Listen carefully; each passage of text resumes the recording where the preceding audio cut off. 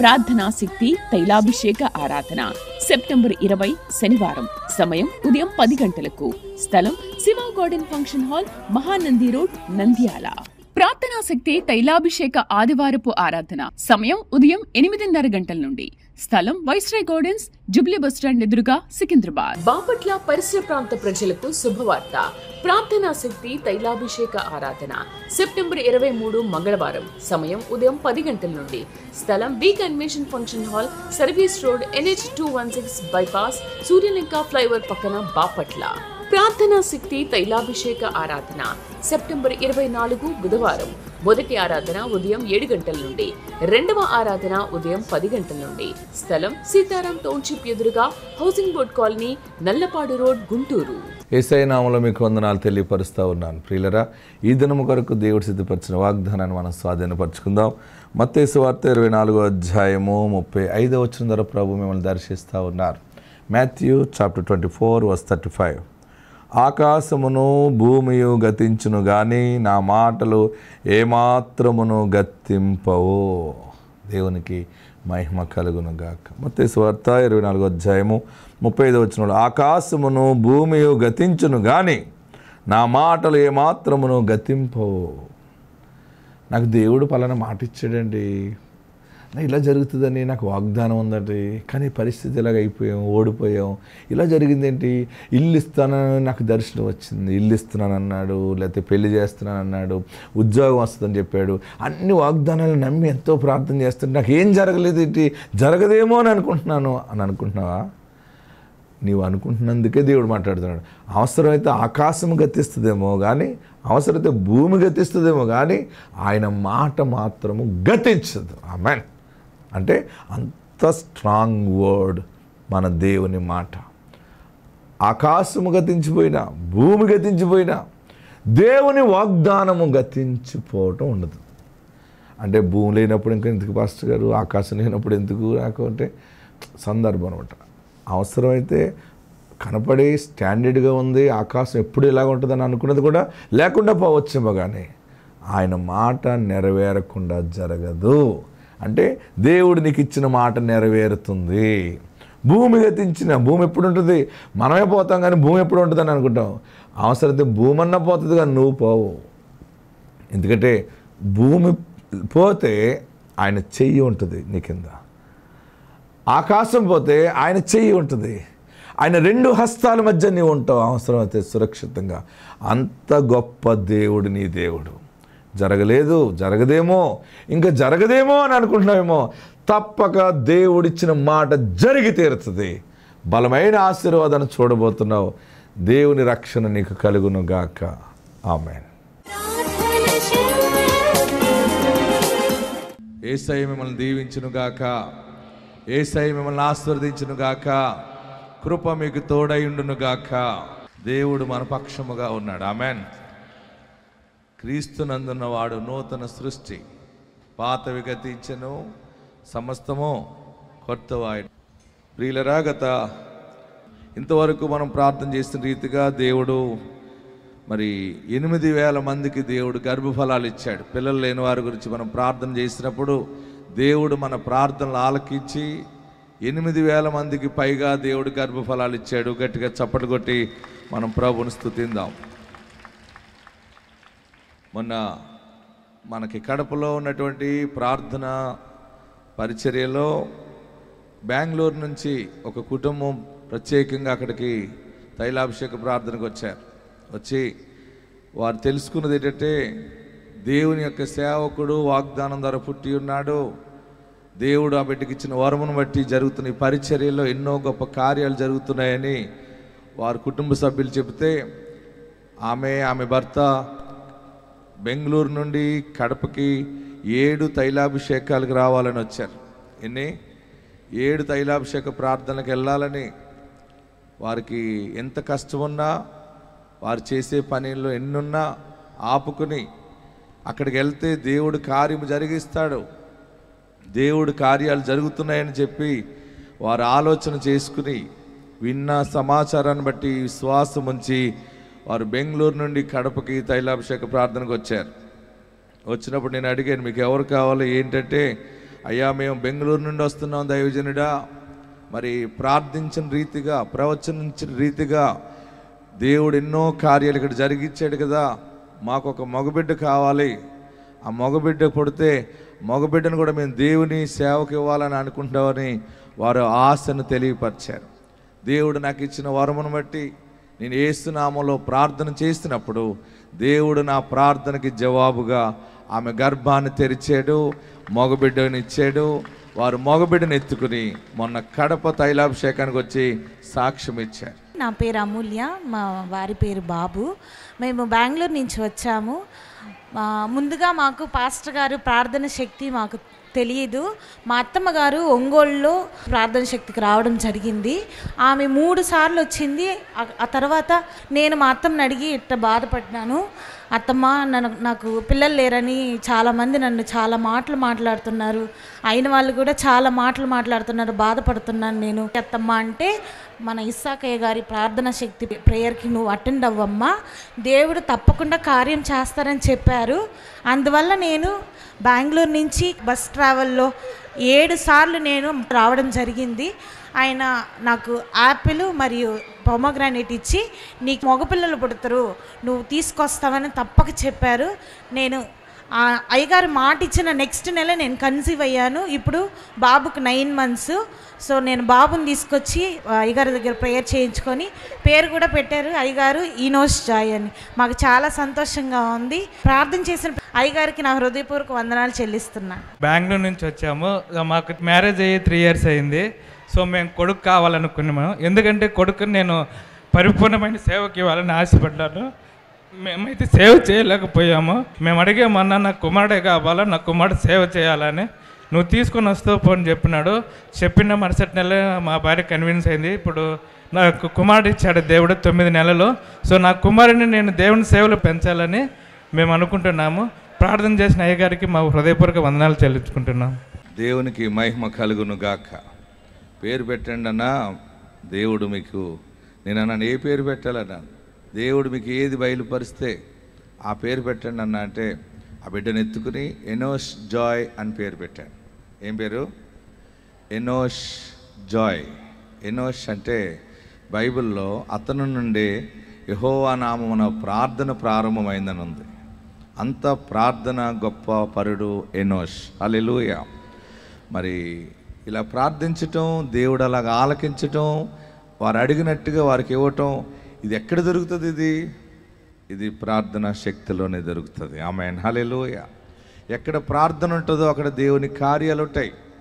మరి ఇంత పరిచర్య జరుగుతున్నప్పుడు మరి మనం ఎంత విశ్వాసంతో ఉండాలి అంటే, ఆ బిడ్డను ఎత్తుకున్నప్పుడు వారికి ఆ తండ్రి మాట్లాడుతున్నప్పుడు ఆ బాధ చూడండి, అనే ఆత్మ సంబంధమైన దుఃఖం చూడండి.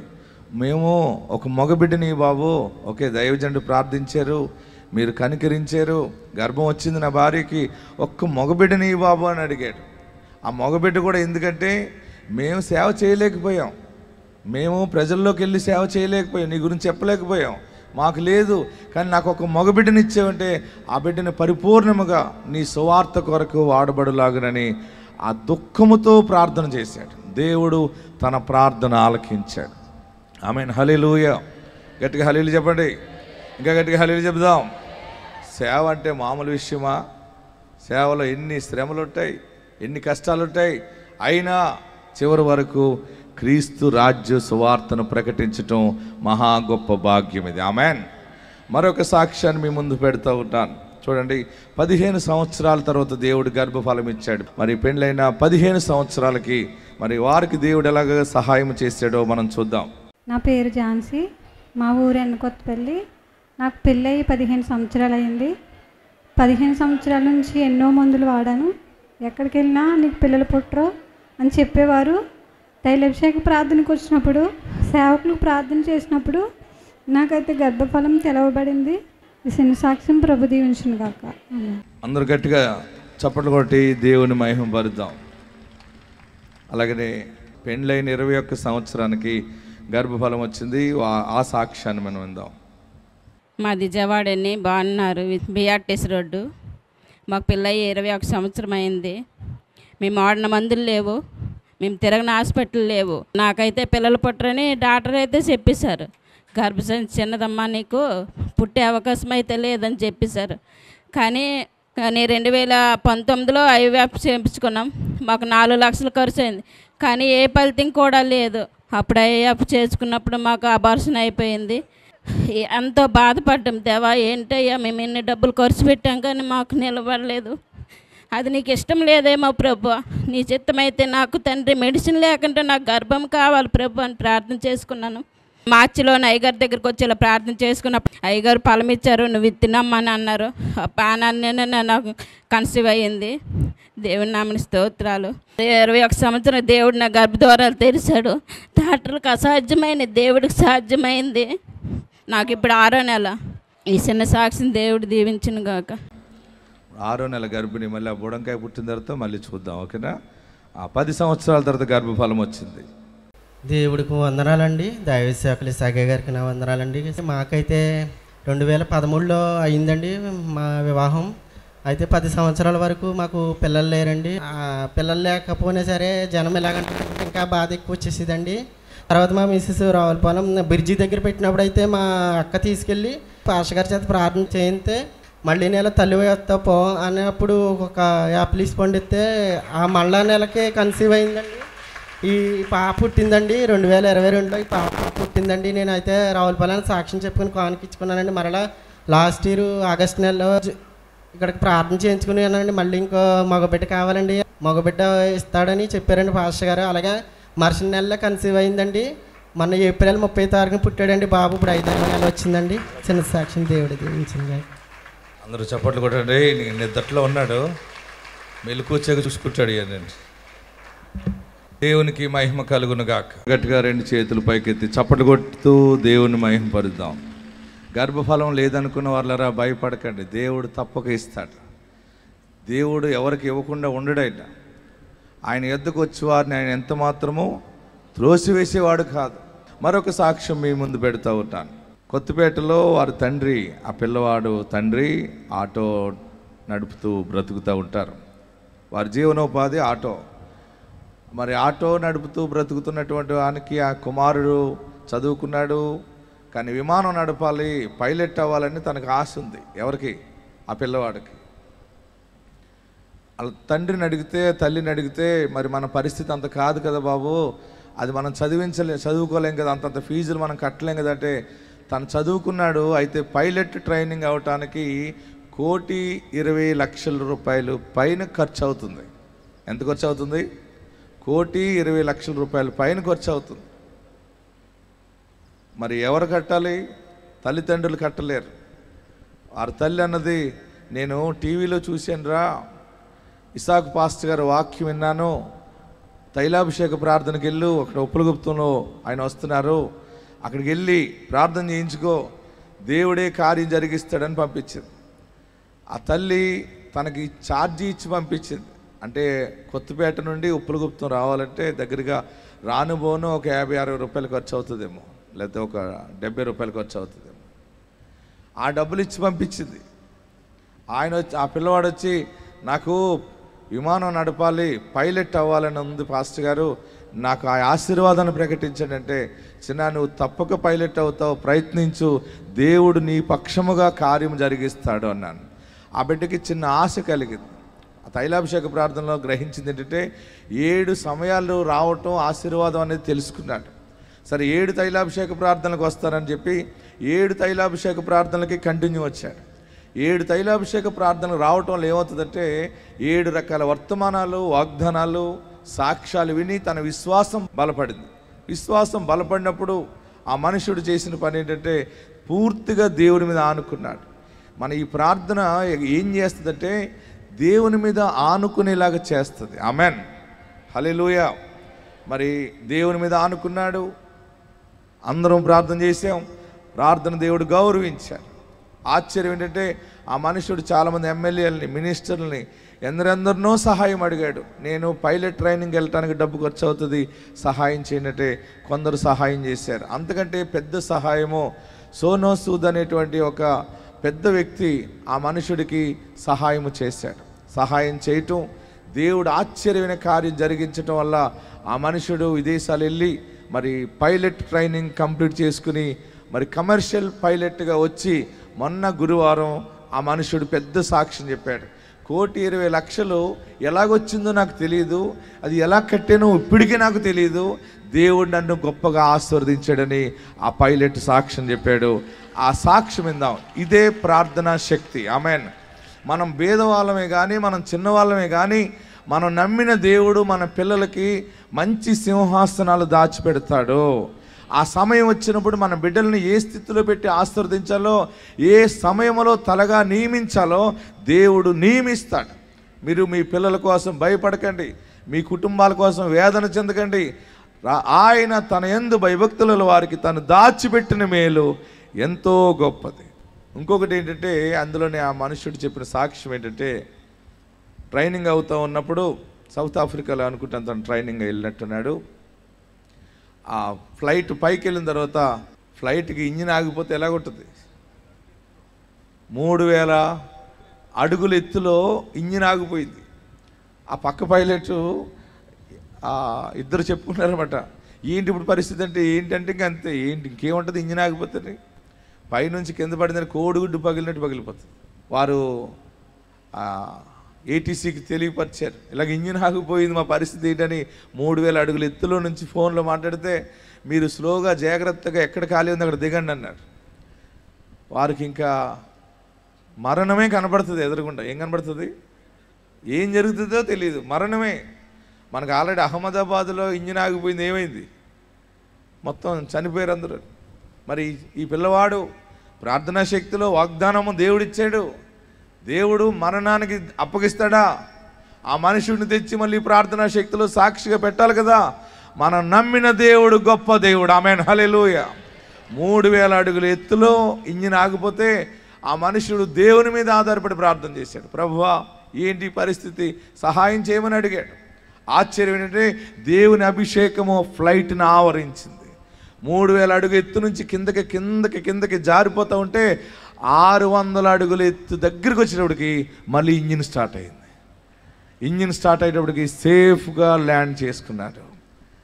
మన బిడ్డలకి ఇతరులకు వచ్చిన బాధలు కష్టాలు మనకు వస్తాయి, కానీ మనకి నాశనకరమైనది రానివాడైనా మన పక్షముగా ఉన్నవాడు గొప్ప దేవుడు. ఆమేన్. మరి ఆ సాక్ష్యం విందామా?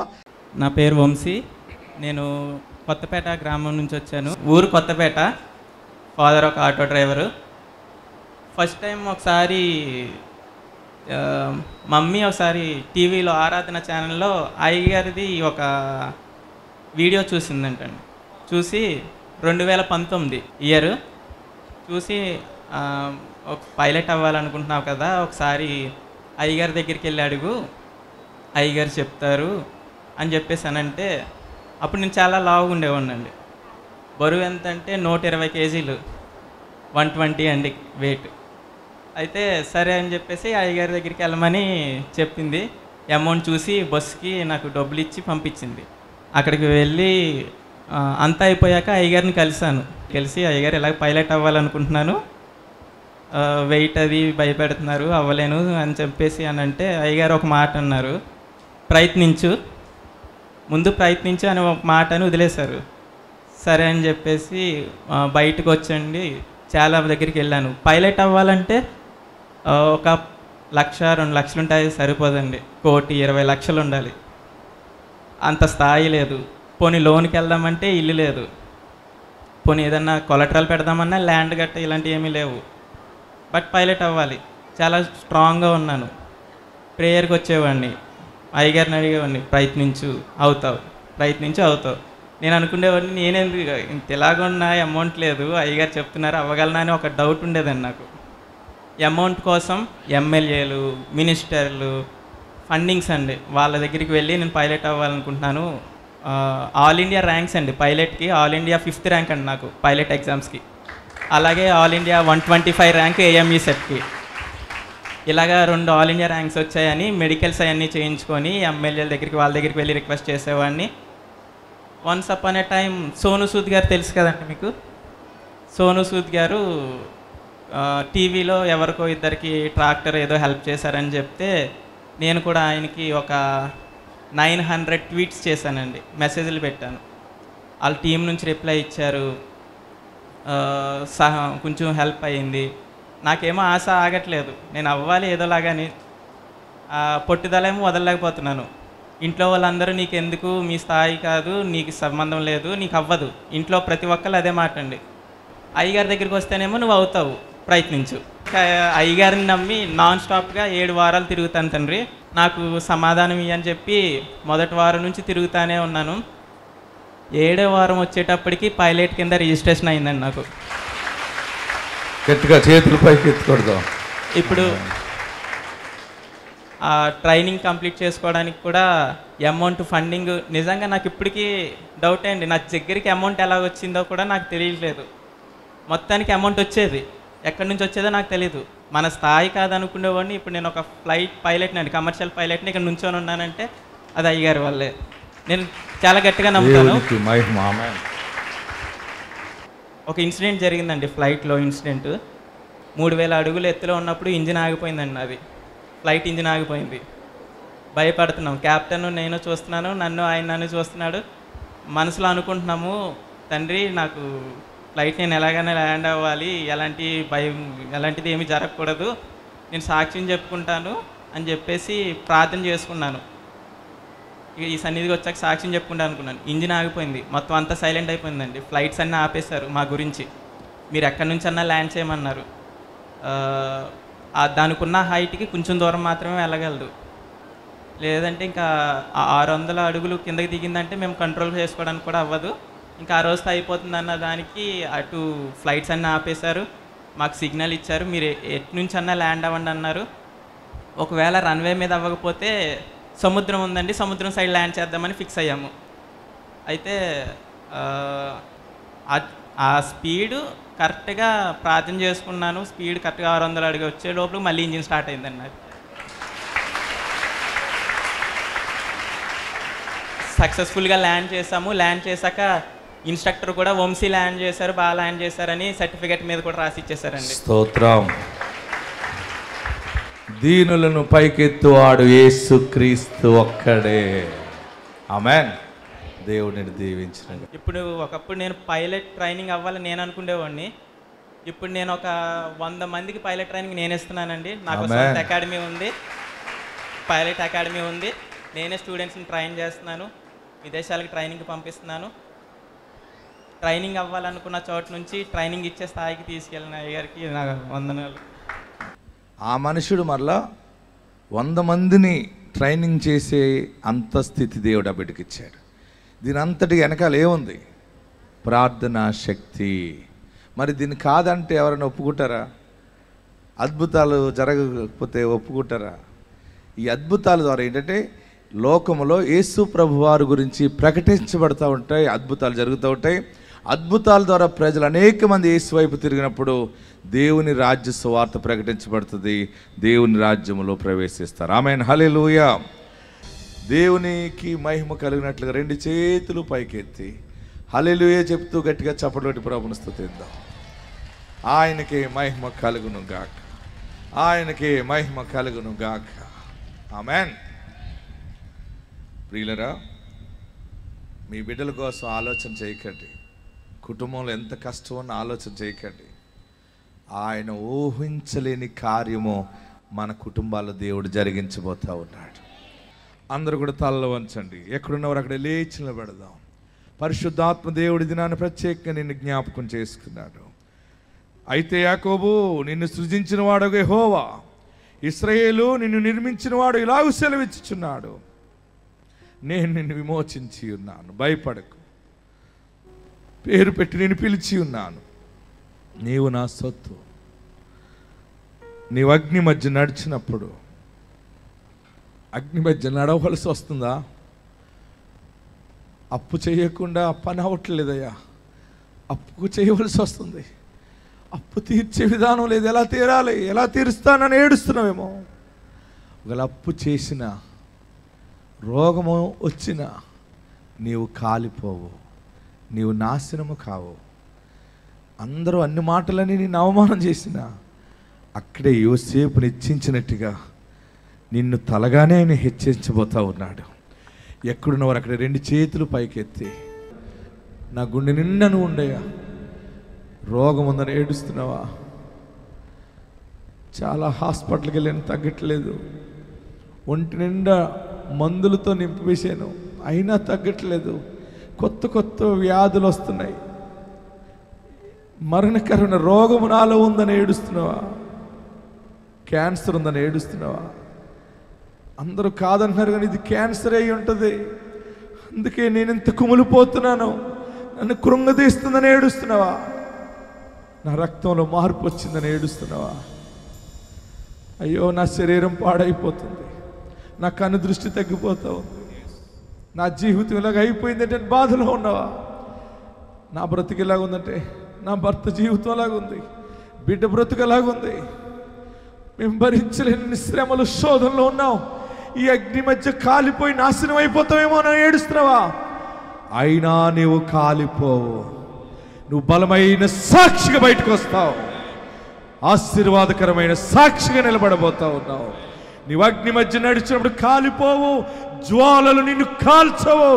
ఎందుకంటే నీవు దేవుని సొత్తు అయి ఉన్నావు, నీవు దేవుని సొత్తు అయి ఉన్నావు, నీవు దేవుని సొత్తు అయి ఉన్నావు. అందరూ నమస్కరించండి, ప్రార్థన చేద్దాం. నీ ఆత్మతో నన్ను నింపండి అని అందరూ ప్రార్థన చేయండి. అందరూ ప్రార్థనలో ఉండండి, అందరూ ప్రార్థన చేద్దాం. అందరూ అడగండి ఏం కావాలో. దేవుణ్ణి ఏం కావాలని ఆశించి వచ్చేవో బలమైన వాక్యము, వాగ్దానం ప్రకటించబడింది. ప్రార్థన చేయండి. మీకేం అవసరమో నోరు తెరిచి అడగండి. హల్లెలూయా, హల్లెలూయా.